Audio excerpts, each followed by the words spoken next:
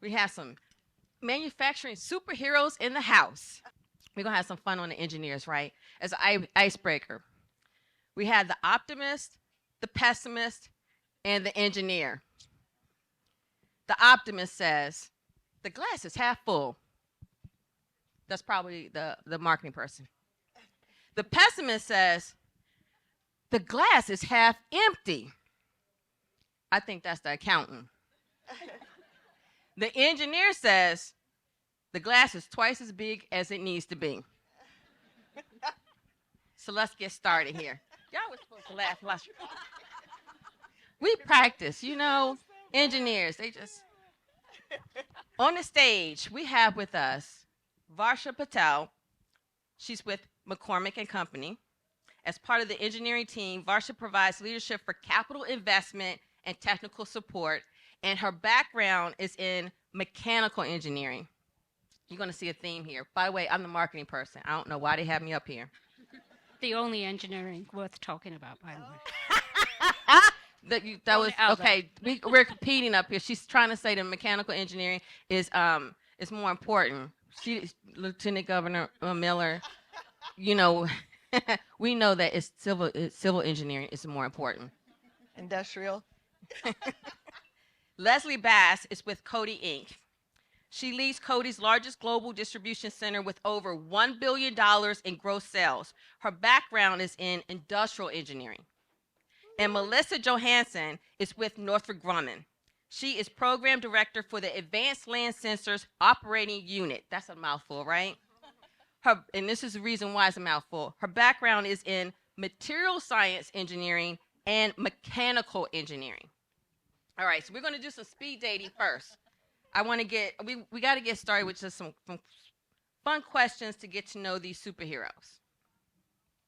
Leslie, Melissa, and Varsha, in this order. What is your favorite sport you like to watch, and which is your favorite to play? Oh, me first. Oh.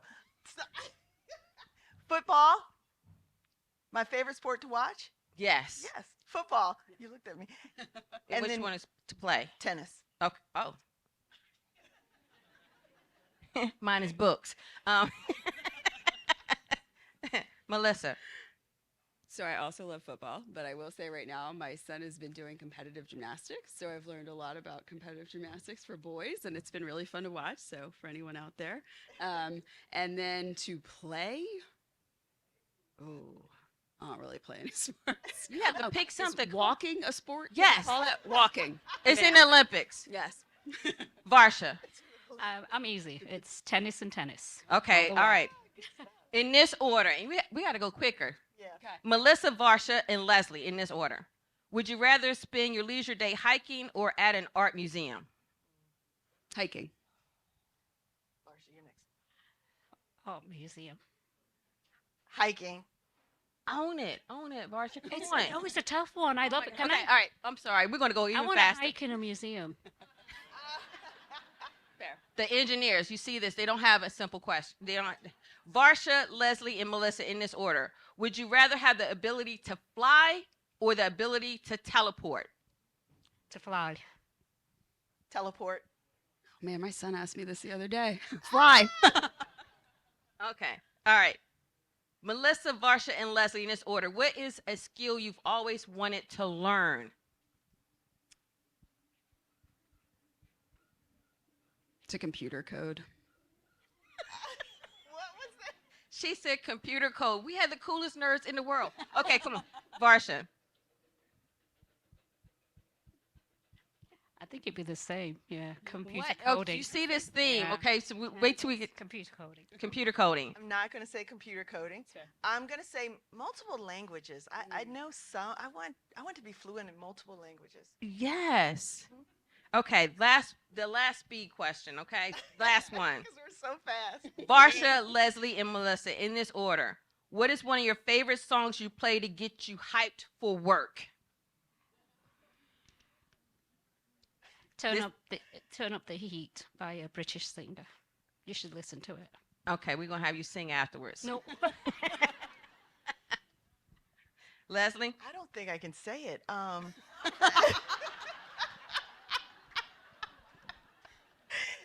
Just whisper it in the mic. Yeah. Okay, we'll just go with something a little more mundane. Celebration? I don't know. I don't know. I can't. Now we're all curious of what the first one was, but that's all right. We're gonna That's when the mic's off, after when the the mic's panel. off, We're all when the gonna go mic's up to. off, when the All right. mic's off. America's Sweetheart by Elle King. Oh, that is so sweet. It's not. Okay, to the real question. And in this order, Varsha, Leslie, and Melissa, how did you describe your job at McCormick, Coty, and Northrop Grumman to new people that you meet? And give us the short version on how you started on the path to become a superhero in the manufacturing field. Okay, so my job at McCormick, I describe it as creating improvement and making everything better. We make spices, one of the fun things to do, but how do we do it better? How do we improve it? How do we make the operations better? How do we make our technicians' life easier? So capital investment and project management, I like the fact that I get to see from start to finish. I get to create. And now, after 33 years, I get to help other engineers do what I've done for the last few years. So that's what I do short, as a very simplistic view. How I got started was just poor career advice, if I'm honest. Back then, I mean, this is amazing to see 150 girls in this room. I didn't see this many women until I did my first women's conference at 2-3 years after graduation. But when I started, I loved maths with a passion. And career advice at school was very limited. And this was back many, many years ago where you filled out a little form and you filled in the ABCD and you filled out what you liked and they churned out careers. And I got accounting and actuary and economist. And I'm sitting there going, yeah, this ain't doing it for me. I was like, where did the physics and the chemistry go, in my questionnaire?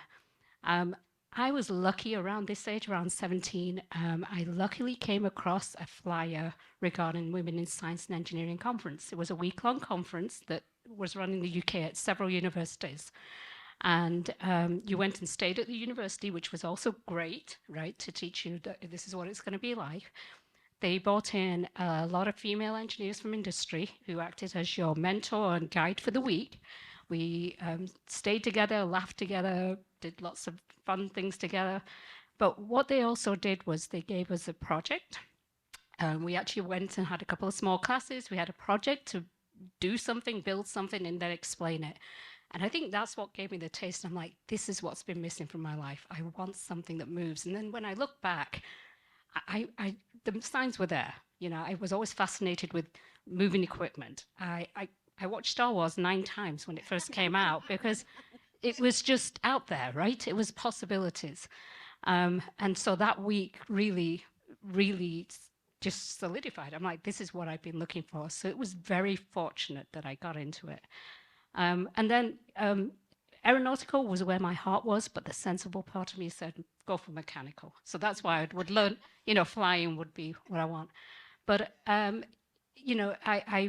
I struggled because I didn't have role models. I was the first generation to get educated.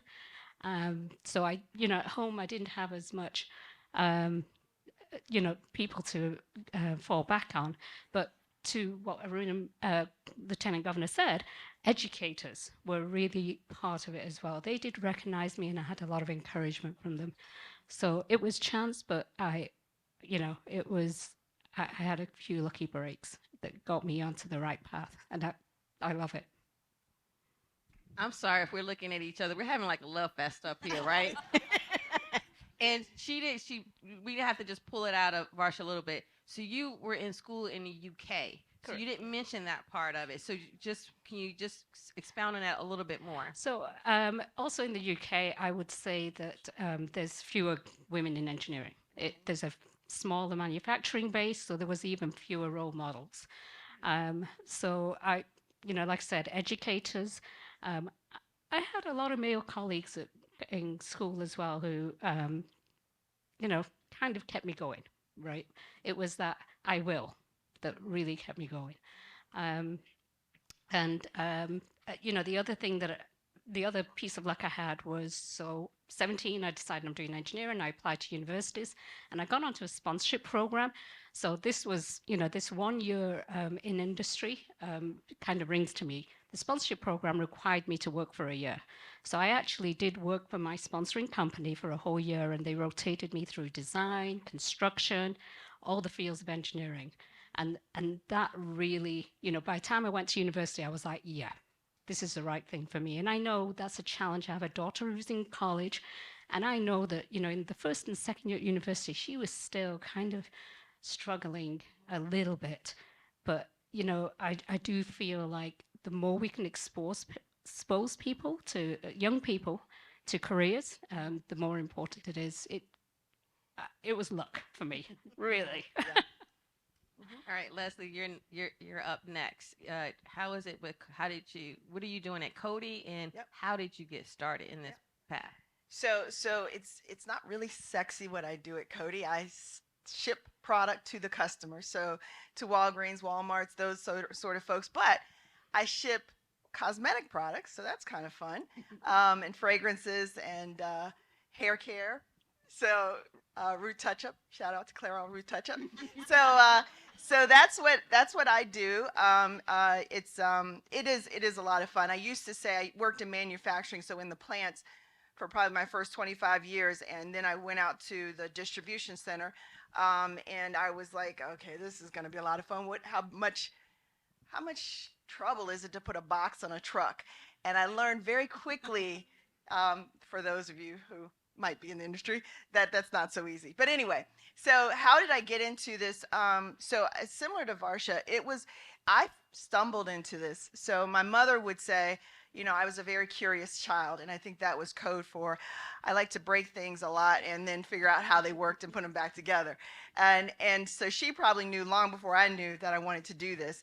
And it wasn't really until I was in my going into my junior year, and I was starting to panic because I thought I wanted to be a doctor for many, many years. And then I got to that point, and I was like, I don't think I want to spend that many years in school, and I don't think I have that much money. And so let me see, what else can I do? And as Varsha said, we didn't have programs like this. So this is really amazing, what RMI is doing here, what all the sponsors and supporters are doing here. I knew engineering, maybe the train conductor, that kind of engineering. But I really didn't have a lot of exposure to it. I didn't have anybody talking to me about STEM or any of those kinds of things. So I really was looking at where my passion lies, and similar again to Varsha, it was with math and sciences and things like that. So I bought a book, and it had all the universities in the country, and it had all their different programs, degree programs in there. And so no internet then. So I was looking through the book, and I was trying to see like where my lined up. And so I kept seeing this engineering, and then I saw first aerospace engineering, and I was like, oh man, that's really amazing. But I don't really want to go to space, but I'd be happy to support somebody to go to space. And so, but then I thought there's a lot of tedious work there, and sometimes my ADD gets the best of me, and so I said maybe I should not be the one responsible for making sure all those bolts are on that spaceship. So then I looked at biomedical engineering was a degree, and I was like, oh my gosh, this is neat. So it combines my medical interest with my math and science interest, and if I decide at the last minute I want to go to become a doctor, I'm on the path. So I looked at that. And so I headed off to biomedical engineering, and I stuck with that actually for about 3 years. It was a lot of fun. So artificial limbs and organs and things like that I was involved with. And my goal was to build the first portable dialysis machine for those folks who have diabetes and issues with their kidneys, because a lot of folks in my family had suffered through that. And I'd taken my aunts and uncles to the dialysis center, and I thought, wow, that's just terrible to have to sit there all day. It'd be much better at home. So that was one. I think since then it's been developed. And then there was another. But anyway, so I really, that's how I fell into it. So I really loved and just the problem solving that goes along with it, the different, how do you make something complex simple, just being able to think on your feet, and yeah, so that's how I got into it.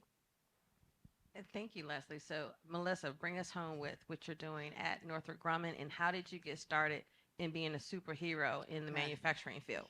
I've had the most time to think about it, so that helps. Right, so I am a program director at Northrop Grumman, as Tammy said, for advanced land sensors. And for me, I support one of our largest customers is the United States Marine Corps, and we do one of the most complex radar systems for them in the world. It's called the Ground Air Task Oriented Radar, the Gator, which you can actually Google. One of the few things I feel like sometimes from Northrop Grumman. And we can talk about it, and it's extremely exciting. And so my job is really to mentor all of my large team members, keep the strategy on task, and all of the aspects of really running a large scale program. And if you asked me 10 years ago, was I going to be doing this? I don't think I would have told you yes, but here we are, right? So I think how I got into it is a little bit different. I actually went to an all-girls middle and high school, and I feel like that was a huge advantage for me personally, because I don't think at any point anyone told me that girls don't do math and science. We just do math and science, and that's just how it is. So I had a lot of encouragement throughout high school. I definitely had at least one math teacher who said, "Have you thought about engineering as a career?" And I said, "That sounds pretty cool." I stumbled upon at the University of Maryland. So for anyone not familiar, material science engineering is kind of a smaller major. And I went to the open house, and I remember thinking, wow, there's like a lot less people in this major. This feels like a good path, because it takes a really big university and made it a lot smaller. So shout out to the University of Maryland. They were absolutely amazing. I loved it there. And so I actually graduated with 5 in my graduating class. And we were 60% women. So, So, how many is that, young women that are in the crowd? so it's always good when I just open with, we were 60% women in my engineering discipline. And people are like, really? So, but yeah, from there, I think, I think the only other big thing I learned about myself as we went through is, I spent a couple years in the manufacturing and materials and really in the weeds with it. I loved it. And then I saw that there was also operations, and you got to be in charge, and you got to deal in the chaos every day, the organized chaos. And I said, I want to do that with my life. And so that was fantastic. And that is one of the things I kind of put forward, is there's so many opportunities to do so many different things. So yeah, it's kind of what I'm doing now and how I got here. Thank you, ladies. So it sounds like you're having fun in your job.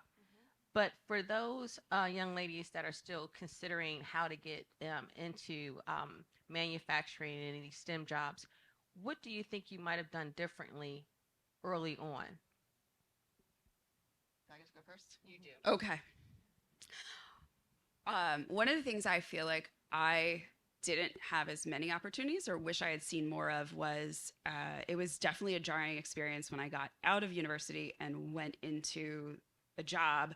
I had interns, so I had a little bit of experience, but the more exposure you can have into internships, apprenticeships, just really having a sense of what it's going to look like in a workforce. And that the other thing I really wish I understood earlier on is that you never are actually picking a career that you're going to stick with forever. And maybe some people are, I'm not saying that there aren't, but I think I was very much like, well, I'll be an engineer, and this is my next 40 years, and this is what it looks like. And I was so pleasantly surprised. So just, keeping your mind open to the idea that being an engineer really does open doors to so many different types of careers, and you just never know where you're going to end up. And nothing is permanent. There's always a lot of good change. Yeah, I agree. I think the internship programs and the exposure to, organizations or programs that, like, work experience in general. But also, to Melissa's point, think of it as, I think what you said was, it's not a career ladder. Think of it as a jungle gym. So there is we have a great manufacturing base here in Maryland. So, younger younger, I think it would have been nice to actually move around a bit. I did. I stayed with my first company for several years, and the only reason I left was because I emigrated to America. And then my second company, I stayed with them for a long time as well. I think younger on, while I was younger, I think what would help would be to experience different areas to settle down. I always knew I wanted to be in a plant. I always knew I wanted to work somewhere where I can touch and feel what I built. Um, but if you're not sure, kind of think of a jungle gym. We want to add on to that when Varsha's saying to move around, we have Maryland is a small state, but it's a big state. So we want you to move around in Maryland. You can go from Baltimore to California, Maryland, to Eastern Shore, to Prince George's. So that's what we're talking about. Okay. Leslie, your turn. Yes, I would agree with what both Melissa and Varsha have stated around internships. For me, my internships helped me understand also what I didn't want to do. So in the industry, in the world of engineering. So a couple of the first ones that I had, I was like, oh, I don't want to do this. And, and then it also opened my eyes to what other things were out there. And so for me, working in the consumer goods business or industry, I love that. I love being able to touch something that I'm going to use or experience or whatever, and seeing how my touching that is going to make a difference to the end product. So yeah, I think internship is certainly one of the things that I would say is most important. And there was another point I was going to make, but I lost it, so we'll keep going. It's okay. We're gonna find it again. Mm-hmm. The question I want to ask now is for the women in the audience that are mid-career. Can you ladies talk to us about how you empower yourself and the people around you, specifically women leaders too, in this field? Mm-hmm. So no, we're going to go with Varsha. We're going and Varsha. Remember, we want the people to stay here in Maryland. So I think the role model is important, right? So as I've said that when I started out, there was just very few role models. So I'm very cognizant of it. I'm aware of the journey I've taken. And I think it helps me to be a little bit more aware of those coming behind me. So I'm constantly thinking about, hey, what did I go through and how can I make it better this time? At McCormick, we do have great programs to create a network of women.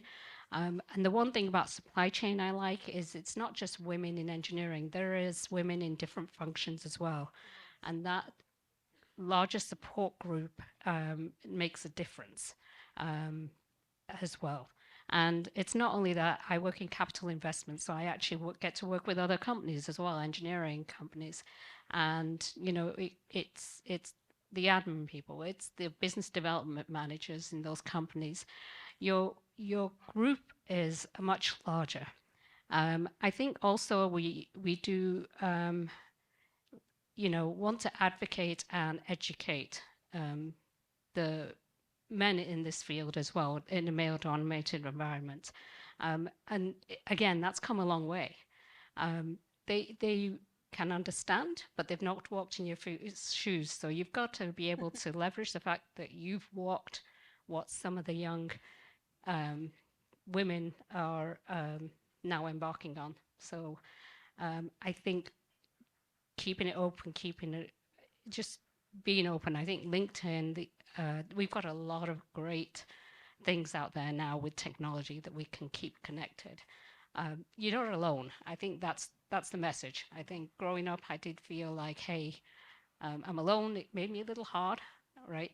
But I think understand there are resources. They say the biggest headwind for women is the organizational norms and not having that access to network. Well, there is a network. So I think as I get older, I realize how very important that network is. Definitely. We have over 500 people to network with in the room today. Sure. Leslie. So I think as Lieutenant Governor Miller talked about, as leaders now, in having been in the industry, it's our responsibility to grow and develop others that one are coming behind us or that are even with us along the journey. And so, in supporting other women, that's easy. You reach out, you collaborate, you give each other your flowers. There is so much space that there is not a need to compete with one another. It's to learn from each other and to, as far as bringing our new folks in, it's recruiting, going back. I'm in a fortunate position where I get to hire and decide what my organization is going to look like. So I make sure my organization is diverse. I make sure, as I said, we have a collaborative, supportive environment. And yeah, so I think that is my role, to leave that legacy, to leave it a better place than I came into it. And I feel like that I am making that difference. Mm-hmm. So for mid-career folks, a lot of my mentees, I think the big advice I typically offer them is a couple things. One is be bold, and the other is be curious. Mm-hmm. And when I say be bold, I mean it in the sense that I think oftentimes as women, sometimes as we grow up, we don't always feel as confident in ourselves to approach someone and say, hey, are you willing to be my mentor? Mm-hmm. And you have to do that. And I will tell you that I have never once had someone be like, yeah, no. People are always extremely open to that and that give back. Sometimes you just have to put yourself out there and ask. I think the other thing with it is, with a be curious and be bold too, is you need to own your own career. Yeah. No one else will do this for you. Yeah. And that you don't, as somebody who actually has spent my whole career at Northrop Grumman and been able to be offered so many different opportunities, part of that has been knowing that I am going to have to be moving between teams or between, jobs within Maryland, of course, and knowing that, feeling that sometimes like, oh man, am I going to leave this team stranded or something? There is always an opportunity that you need to take. And sometimes, as long as you don't burn that bridge on the way out, that's just the way it's going to be, but you need to do that for yourself. So you really need to own your own career. And then I think the last with be curious is never stop asking questions. Find out what everyone else around you is doing. How does their job work? Because one, it'll make you likely better at yours. Mm-hmm. And two, you may find that what they're doing is extremely interesting and maybe that's something you want to do, and find out more about it. So be bold and be curious. Yeah. If I could just add, I'm sorry, one thing on to that is, what Melissa touched on too, networking. So, and part of that mentorship piece is part of that networking, but that was something I didn't do early on in my career and I didn't learn it until much later.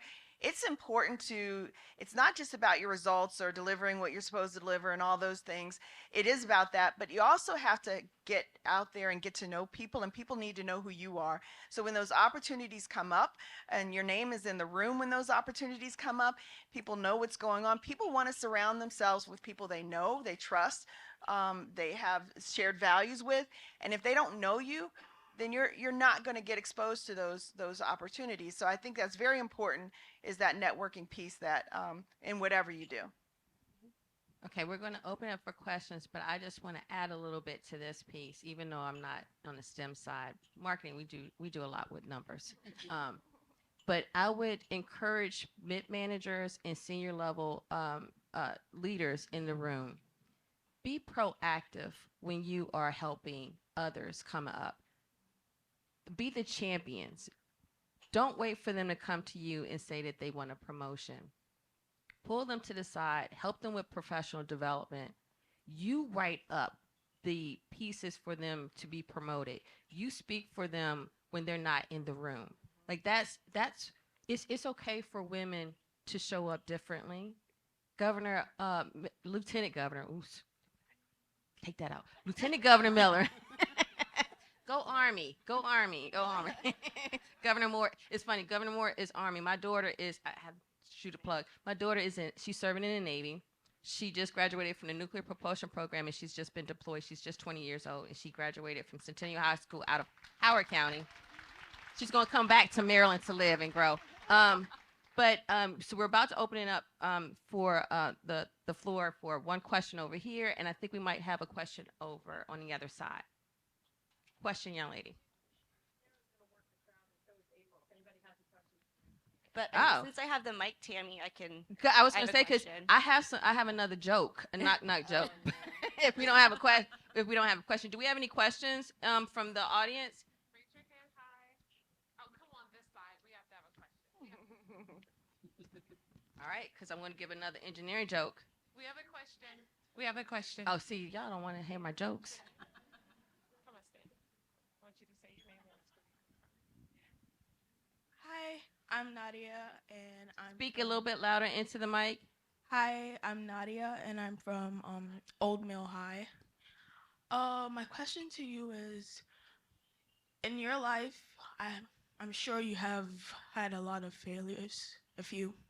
So, how did you deal with it? How did you handle it throughout your life? So I think it's not to sound cliche, but you first it's how you pick yourself back up. So you're gonna fall, you're gonna fail, you're gonna stumble. That's just life, and I think you take those nuggets and you take the learnings from them, and you just keep moving forward. It's a lesson, it's a learning. It's not the end of the world, and really that's how I try to approach them. You give yourself a moment to process whatever's happened, and then you get focused again on your plan, and what needs to, and you pull on your support too. You take advantage of those people around you that are supporting you, and you just grow and learn from that. I grow more confident after every failure I have, because I've learned something from that, and I guarantee you I won't do it again. Yeah, I would add to that what I like to do is if it's a major failure, I've talked it out. There's something empowering about actually speaking and telling someone else about it. And sometimes they've listened, and sometimes they've said, they've given you the idea of how you could do it differently. But I think there's something about saying that out loud that helps you start taking the first step. Otherwise, I think I personally get immobilized. If I churn it around in my head, I'm not coming out of my house for 5 days if I do that. But I think to admit it to someone that you trust, and have them listen to you and say it out loud that I messed up. Yeah. I think that's definitely a great step. So just to take it back to the nerdy engineering side of things, one of the biggest things we say at work all the time is fail fast. And what that means for anyone who doesn't live by this motto means that it is better to have made a decision. Yeah. Because an indecision is actually a decision. It is better to make a decision to figure out if it's working or not, and if it's not, admit the failure, figure out what went wrong quickly, and move on from it. Because lingering on it or not accepting that it's a failure as soon as you sort of realize it, it makes it worse. So fail fast. This is kind of how we live. Okay, I have another question. You're gonna be next, but I have to ask this question because we have some powerful women in the house that are over the money, right? We got Lieutenant Governor Miller. We have the first female, first Black Speaker of the House, female. We have the Chairwoman Atterbury, Speaker Jones, and Lieutenant Governor Miller. So this question is for the ladies on the panel. What do we need to do in Maryland to inspire more women to become superheroes in the manufacturing industry? Programs like this. Programs like this. You have to expose people. They have to know what's out there and match up their interests, their passions. But I think it's the exposure, and that's what programs like this provide. She took the words out of my mouth. All right, young lady. Hi, my name is Cassiana. I'm in 11th grade. I go to Owens Mills. My question is, so in the manufacturing industry, do you guys experience like men trying to mansplain or like make you feel lower? And how do you handle it? It is an unfortunate, but it's getting better. It is getting better. And again, the density of women is I can't emphasize it more. You know, I moved from the UK, and just moving from the UK to here 20 years ago, it doubled, right? Where I saw 4 females, I saw 8, and I was excited about that. I think the density has improved. I think we have a lot more support as well from men, but the mansplaining, yeah, it's there, but we're in this room because we are their equal, right? We do understand what we're talking about. We do understand engineering. That's why. I think every person will deal with it dependent on your personality, right? If you want to be in their face about it, be in their face. If you want to try and make them understand, make them understand. But yeah, it's there, but it's getting better. I'll give you that much. I would agree. It's there. You're absolutely right. We get a lot of mansplaining. And then, you know, depending on the situation, the scenario, you may address it there, as Varsha said. You may take them behind the sugar shack and have a conversation about, I don't need that help. And, you know, or you just disregard and you keep moving on and, you know, it'll all come out at the end. Yeah, focus on what's important. Sugar Shack, Leslie, we're wondering what that song was that you won't tell us about, right?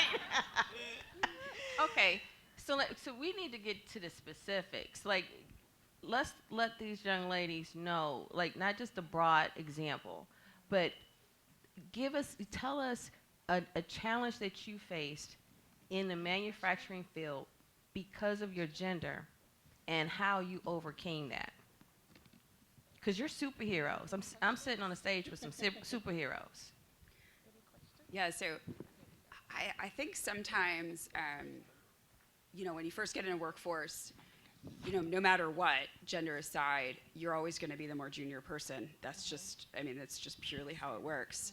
And so I think for me, you know, I definitely had some experiences earlier on where I was like, wow, this person is literally older than my dad.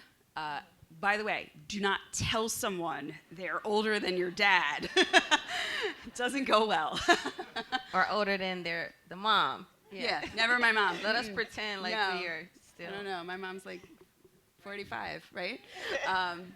But ultimately, I do think, you know, I think it just comes with showing up every day, doing your best work, advocating for yourself, and trying to figure out what it is that drives the other people you're working with. And that, you know, one of the best advice I got, especially as I moved through my career and then became a leader and then have people and employees, you need to figure it out for that person, and you should shape somewhat how you interact with them based on what they need from you, not what just you feel like you need with them. You can't treat everyone exactly the same. You know, it's that equity versus equality. You need to figure out how you're going to interact with different people, and you need to understand that there are going to be people in your careers that come from all walks of life. They're going to come from all different generations, genders, etc. And it's just figuring out how you staying to your authentic self, but how you find your best way to interact with them and get through what it is you need to message. We have a question. Hello, my name is Michelle Law. I'm from Western High School in Baltimore City. So my question for you is, especially when you're like a STEM major or like in a STEM field, especially like manufacturing, there can be times where there's a lot of difficulties and there's a lot of work that you have to do. So how do you like manage your work and life balance without being like too burnt out? Like, I'm waiting for that answer still. No. I'll take it real quick and then you guys can chime in. I mean, I think for me, I had to figure out early on, you know, I think people talk about this as if at every point in your career, your work life is always going to be exactly the same, and that's just not the case. I know earlier on, it was a lot easier for me to travel for work. It was a lot easier, you know, before I had a child, you know, to say yes to a lot more things. So my offer there is like, you know, take on what you know you can, delegate where you can, don't overextend yourself. Do your best work, be efficient, but also know that there's going to be times in your life where, maybe you have a small kid and that's just not your moment where you want to travel and everything else, and just understand where you take your career at that moment doesn't have to be the forever. And adjust for where you are if you've got, big personal issues or everything else. And that coworkers are actually really lovely and they do respect that you have different points in your life. So sometimes without too much information to your coworkers, you can very much open up a little, like, hey, I'm going through a really hard time. You don't have to divulge details, but people, build the personal connection there. Our last question. Yep, one last question over here. Good morning. Thank you so much for sharing your insight. You guys have done a fantastic panel. I'm Allison with Earlbeck Gases and Technologies, and my question for you guys is, now that you're established in your careers in manufacturing, can you share a little bit how it has been different than your perception when you initially chose that career path? I think Melissa talked about it a little bit earlier, that it wasn't what I thought when I went in. So I thought I'm going to be this engineer and I'm going to be doing all these math calculations and designs and all this kind of stuff, and it wasn't like that at all. And you can have that if that's what you want, but I got into it, and it's been a lot of people management and development along with the technical side of things. So that was something that was interesting and new to me. But when you think about it, you've got a lot of people working in plants and distribution centers, and somebody's got to be managing and growing them and developing them. But I think it's also neat, I think as some of the ladies had said earlier, it's also neat to see all the different facets of manufacturing, supply, those things that you can do. I mean, we've got engineering, accounting, operations assignments. So I think it's, yeah, so yeah, that's it.